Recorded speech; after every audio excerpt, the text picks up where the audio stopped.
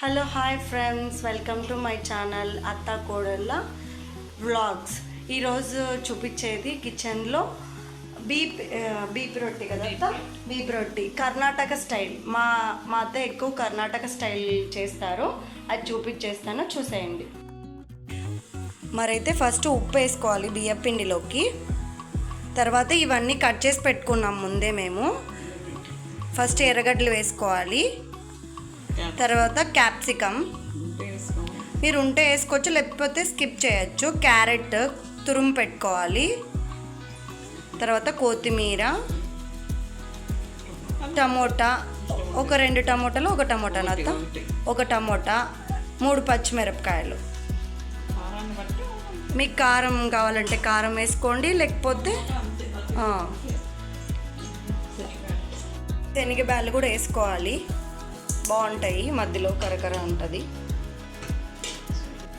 కొంచెం జీలకర్ర వేసుకోవాలి. అలానే ఇదంతా మిక్స్ చేసి పెట్టుకున్నాక చూపిస్తా వీడియో. కొంచెం వాటర్ వేసుకొని కలుపుకోవాలి. వేడి నీళ్ళు కాదు, మేము చన్నీళ్ళే వేస్తాము. మామూలుగా ఆంధ్ర సైడ్ అయితేనా వేడి నీళ్ళు వేసి కలుపుతారు. కొంచెం ఇది కర్ణాటక స్టైల్ మాదిరి చేస్తారు కాబట్టి అలా చన్నీళ్ళే వేసుకొని చేస్తాం మేము.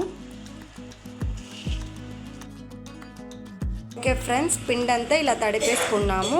దీనిలోని సిల్వర్ ప్లేట్స్ అంటారు, దీంట్లోనే తడతారు. మామూలుగా 2 ఉంటాయి, ఒకటి తర్వాత ఒకటి తీసి తడుతూ ఉంటారు. చూపించేస్తాను, చూసేయండి. ఓకే, స్టార్ట్ చేస్తున్నాము. ఫస్ట్ ఇట్లా ప్లేట్స్లోకి ఆయిల్ వేసుకోవాలి. పిండి కొద్దిగా తీసుకొని మామూలుగా మనం రొట్టె తట్టుకునే అంత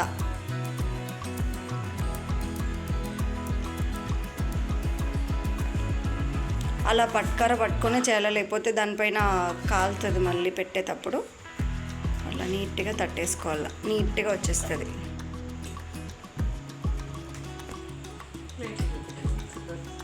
చూపించా.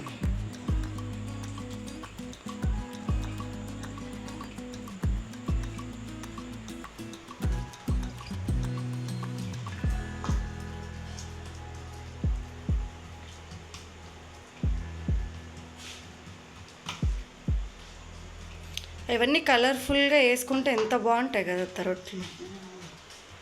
అన్నీ వడలు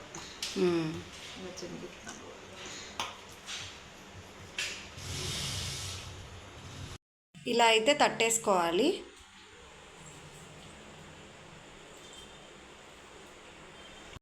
ఇప్పుడైతే ఇలా స్టవ్ పైన పెట్టుకొని కాల్చుకోవాలి. మధ్యలో మళ్ళీ స్లో ఫ్లేమ్లో పెట్టుకోవాలి, లేకపోతే మాడిపోతుంది.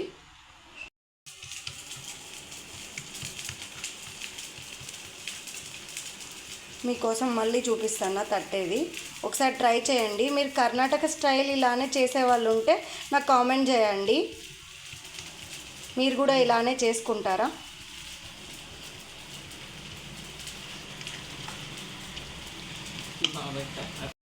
చూడండి, ఇలా అయితే కాలింది. ఒక సైడ్ కాలినాక ఇంకొక సైడ్కి ఇలా తిప్పేసుకోవాలి మనం, బాగా కాలుతుంది. చూడండి ఇలా ఎంత బాగా కాలుతాయో.